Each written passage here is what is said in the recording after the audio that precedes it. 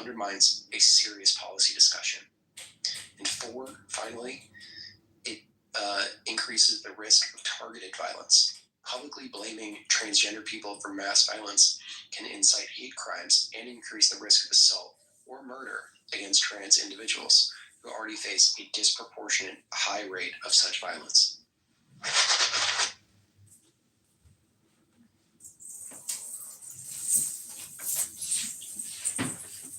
I think that was well worded. What do you think, Midas?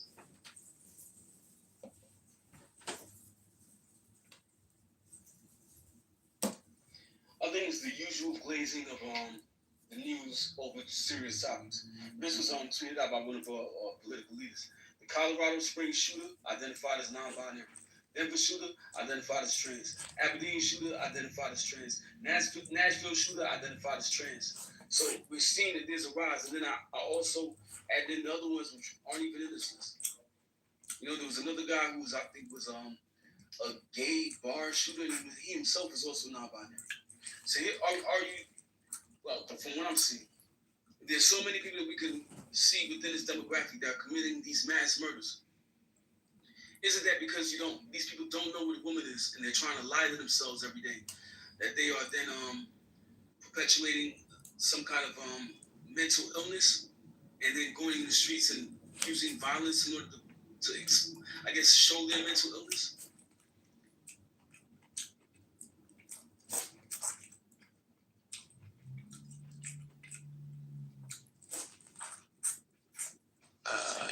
Give me 2 seconds here. So, the Newsweek article that you referenced discusses claims about an alleged increase in mass shootings perpetrated by transgender individuals.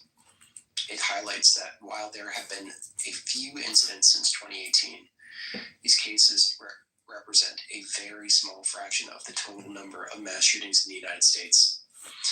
Experts cited in the article indicate that transgender individuals are not overrepresented amongst mass shooters. This perspective aligns with the data from other reputable sources.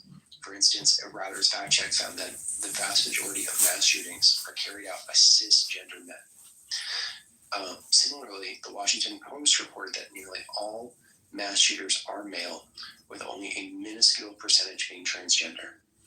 It's important to approach such topics with accurate information to avoid perpetuating harmful stereotypes. Falsely attributing mass shootings to transgender individuals can contribute to discrimination and divert attention from broader issues associated with gun violence.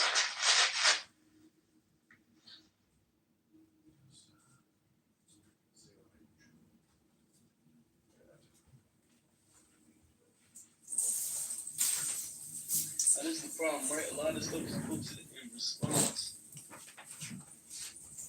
to news coming out that so many of these people were trans. And once they started getting into the news, they started covering it over. So the older you get back into the links, you see that there's a direct correlation between mass shooting and transgender mentality. Because of the fact that transgenders only represent 0.6% of the population, I still believe that if you have about 3 or 4 mass shooters, that's way overrepresented. They're trying to say that you have 646 or so mass shootings. I mean, is that really representative of what we see in the news? Inside the news, we have the major mass shootings that we see are usually perpetuated by transgenders. What you're saying is blatantly false. The NationalReview.com in 2024, they did this article. Now, the rest of it is behind a paywall. Why the rise in trans shooters? To address the rise in trans shooters. I'm not making this up.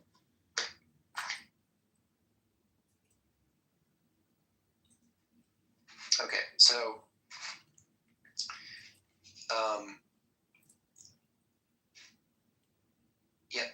this explores 2 theories regarding mass shootings by individuals by identifying as transgender. However, it is essential to contextualize this discussion within a broader statistical set of data. People don't even think anymore. Comprehensive They just reach out to continue each other. Are not disproportionately represented amongst mass shooters. Do you agree or disagree with this statement, Midas? This is so funny.